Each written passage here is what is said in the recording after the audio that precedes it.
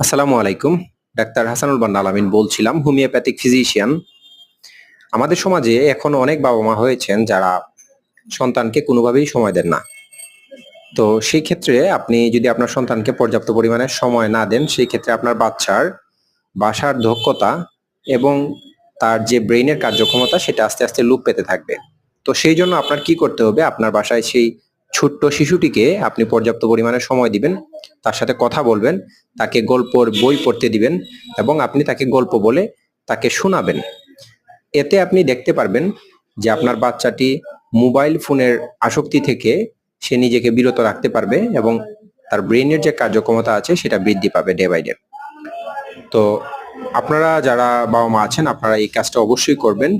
আর ভিডিওটা যদি আপনাদের ভালো লাগে অবশ্যই চ্যানেলটি সাবস্ক্রাইব করে রাখবেন এবং পাশে থাকা বেল আইকনটি ক্লিক করে রাখবেন। ধন্যবাদ।